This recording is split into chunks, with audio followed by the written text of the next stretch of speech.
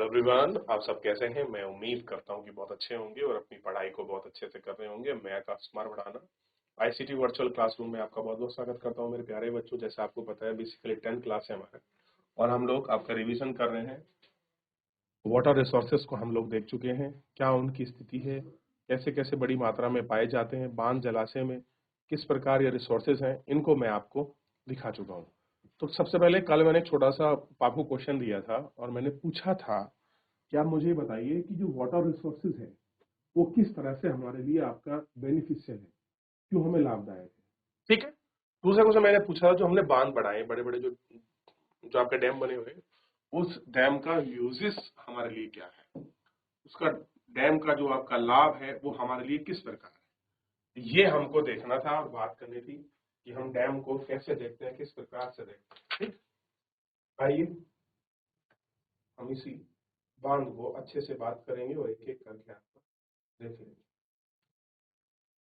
इतना देखने के बाद आप मुझे बताएं और सबसे पहला बांध कौन सा बना था, ये भी थोड़ा मैंने आपके लिए छोड़ा हुआ था। तो आप ध्यान रखिए, हीराकुंड बांध पर हम लोगों ने बात करी, महानदी की हम लोगों ने बात करी, महानदी बेसिन की हमने बात करी, बाढ़ नियंत्रण किस प्रकार की चीजें हैं उनको हमने देख लिया। ठीक, हीराकुंड बांध किस प्रकार में आरंभिक था, क्या आपका इनिशियल स्टेज रही, इन सब पर हम लोग एक एक करके आपका देख चुके हैं। बात करें महानदी बेसिन में हीराकुंड बांध परियोजना लक्षण है और यहाँ बाढ़ नियंत्रण और आपका समन्वय है।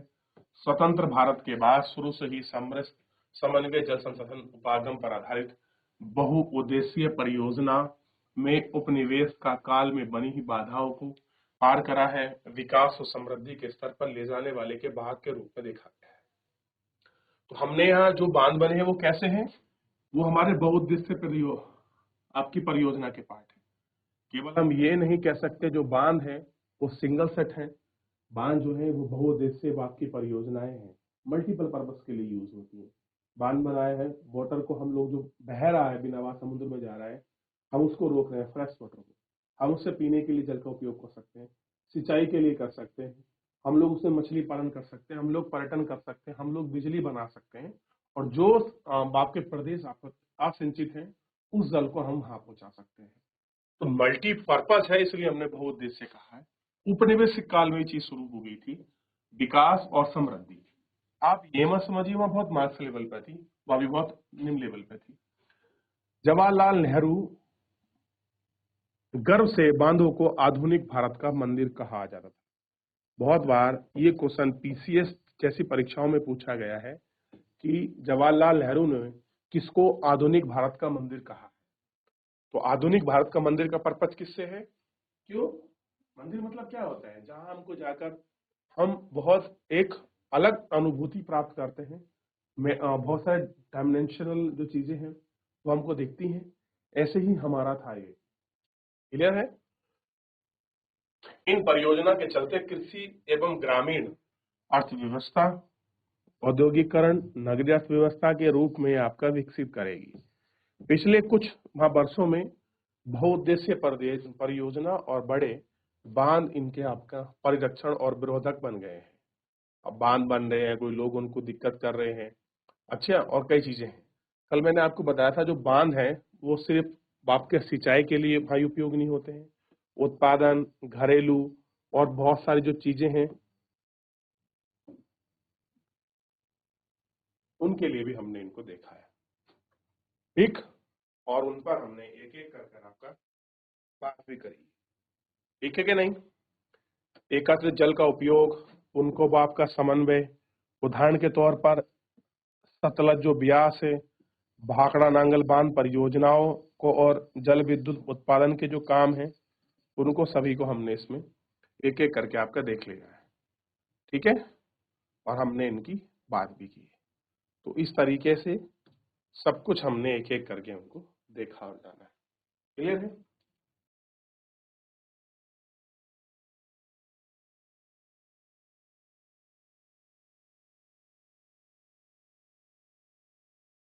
चलिए, अब ये थोड़ा सा एक बार इसका बेनिफिशियल देखिए। चलिए देख लिया। अब देखिए, थोड़ा सा आगे बढ़ेंगे, चीजें और क्लियर हो जाएंगी।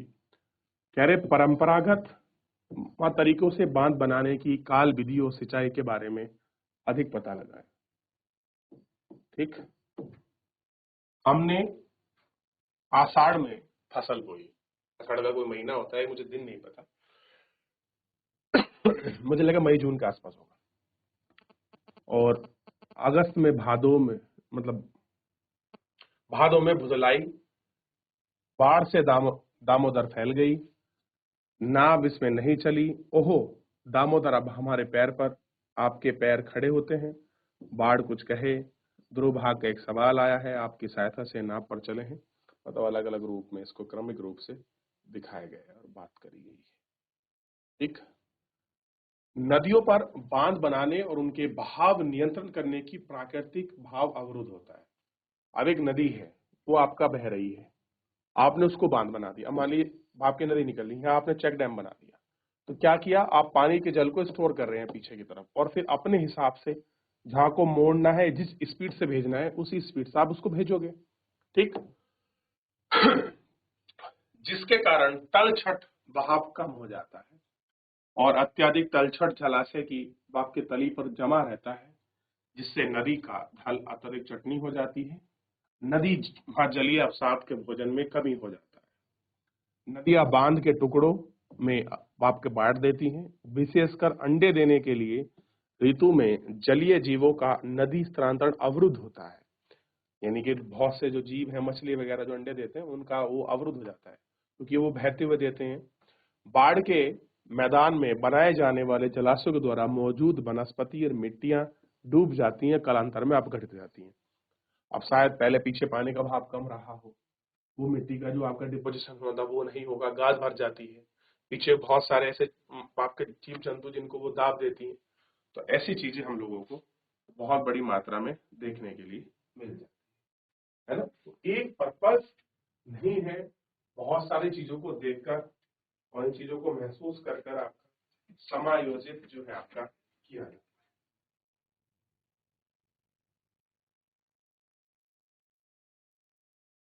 देख लिया, बहुउद्देशीय परियोजना और बड़े बांध गए पर्यावरण जैसे आंदोलन, नर्मदा बचाओ आंदोलन, टिहरी बांध आंदोलन के कारण भी बन गए हैं। इन परियोजनाओं का मुख्य आधार स्थायी रूप से स्थायी समुदाय के बृहद स्तर पर विस्थापन के कारण है।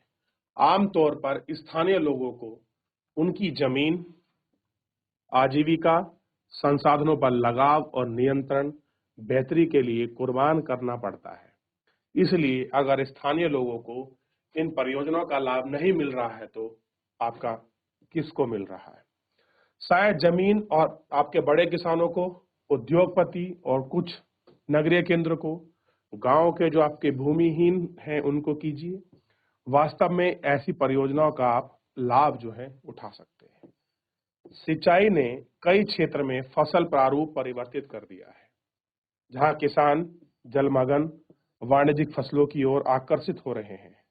अब क्या हो रहे हैं कि सिंचाई की वजह से लोग क्या हो रहे हैं, अब बहुत सारी कमर्शियल क्रॉप्स करने की तरफ वो आगे बढ़ रहे हैं और अपना पैटर्न जो है वो आपका चेंज कर रहे हैं।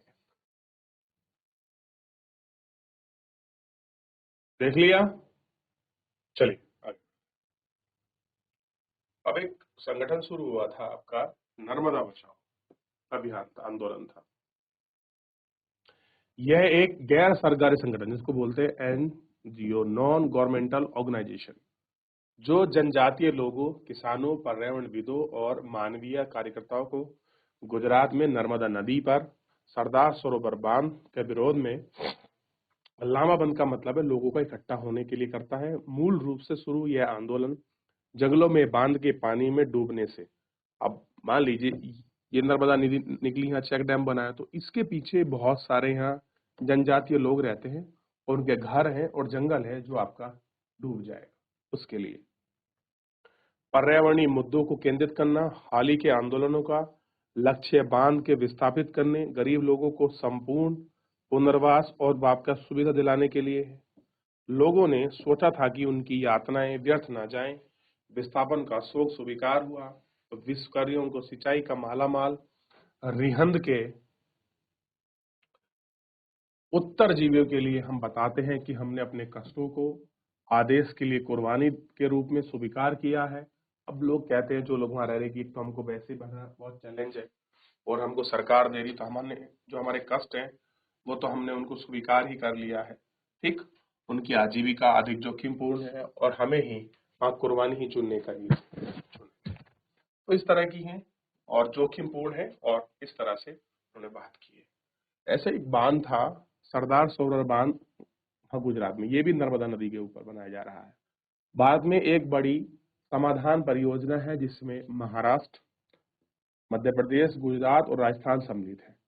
ये नर्मदा नदी को, पानी को वापस इकट्ठा करेंगे और उसको क्या करेंगे, सरदार सरोवर बांध में गुजरात के 9,490 गांव और 173 कस्बे, राजस्थान के 124 गांव को जो सूखाग्रस्त है और कुछ मनुष्य उनको जल प्रोवाइड किया जाएगा। आज देखिए, इंदिरा गांधी कैनाल इसी का एग्जाम्पल है, जो आपका कहां से निकलती है, सतलज, जो आपका बांध बना हुआ है। आपका कौन सा बांध है आपका पंजाब में, भाखड़ा नांगल बांध। भाखड़ा अलग है, नांगल अलग है, तो उनको एक जगह बोलते हैं भाखड़ा नांगल बांध, एक ही परियोजना है।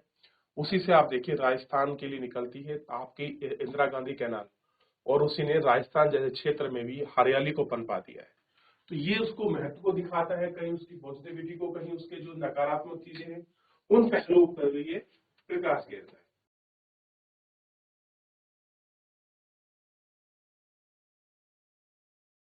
हो गया बच्चों, कुछ पूछना है किसी को, देख लिया, आगे बढ़ जाए बेटा। अब देखिए, भूमि तालाबों और भूमिहीन सामाजिक दूरी को बढ़ाकर सामाजिक परिदृश्य में बदल दिए। जैसा आप देख सकते हैं कि बांध उसी जल को अलग अलग उपयोग और लाभ चाहने वाले लोगों के बीच संघर्ष पैदा करते हैं। गुजरात में साबरमती बेसिन सूखे के दौरान नगरीय क्षेत्रों को अधिक जल आपूर्ति देने के लिए किसान उपद्रव पर उतारू हो गए। बहुउद्देशीय परियोजना की लागत और लाभ को बंटवारे को लेकर अंतरजातीय झगड़ा आम होता रहा, यानी कि जल के बंटवारे को लेकर हमेशा ही संघर्ष रहा है। और क्योंकि जल को लेकर बहुत सारे विवाद हैं, जिनके ऊपर आपके टर्मिनल भी बने हुए हैं, प्राधिकरण भी हैं जो उनको निपटाने की बात करते हैं, और संघर्ष कॉन्फिडेंस है, क्योंकि अब जो जल वहां किसानों को चाहिए वही आप कहाँ पहुंचा देते हैं, लोगों की जो आपकी सप्लाई चेन के लिए। क्या आप जानते हैं कृष्णा गोदावरी विवाद के बारे में महाराष्ट्र सरकार द्वारा कोयना पर विद्युत परियोजना के लिए बांध बनाकर जल की दिशा में परिवर्तन कर रहे कर्नाटक और आंध्र प्रदेश सरकार के द्वारा आपत्ति जताई गई। इन राज्यों में पड़ने वाले नदी के निचले हिस्सों पर जल का प्रवाह कम हो गया और वहां कृषि उद्योग के इसके विपरीत असर पड़े। तो कुछ ऐसा नहीं है कि बहुत सारा विपरीत असर भी हम लोगों को इसके अंतर्गत उसमें दिखाई देते हैं, जब आपका जल का सेपरेशन जो आपका होता है या बढ़ता है उसी के आधार।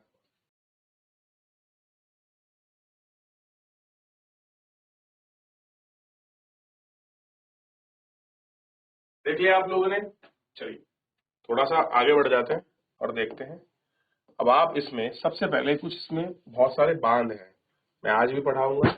सबसे पहले मैं कुछ बांध आपको दिखा रहा हूँ जो बहुत इंपॉर्टेंट है, जैसे भाखड़ा नांगल बांध, टिहरी बांध, नरोरा, गांधी प्रताप और महाराणा प्रताप, कोटा बैराज, सरदार सरोवर बैराज, प्रवाह, रिहंद, हीराकुंड, तिलैया कोनार, ये 5 बांध हैं आपके दामोदर पर बने हुए हैं।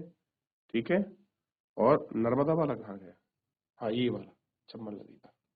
ठीक है, इनको देखोगे तो आपको समझ आएगा क्या स्थिति है।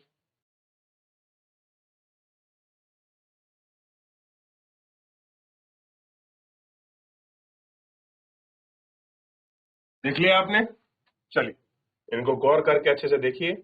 और थोड़ा बांध नीचे बने हुए हैं, कोयना बांध है, तुंगभद्रा बांध कोयना श्रीकृष्ण पे है, नागार्जुन, मेटूर, पेरियार, ये बहुत सारे बांध हैं जो आपका इधर बने हुए हैं। इनको देखिए, बहुत चीजें अच्छे से क्लियर होगी थोड़ी सी आपको। ठीक है, चलिए देख लिया। तो मेरे प्यारे बच्चों, फिलहाल एक बार इसको घर जाकर रिवीजन कीजिए। आज के लिए इतना ही, धन्यवाद।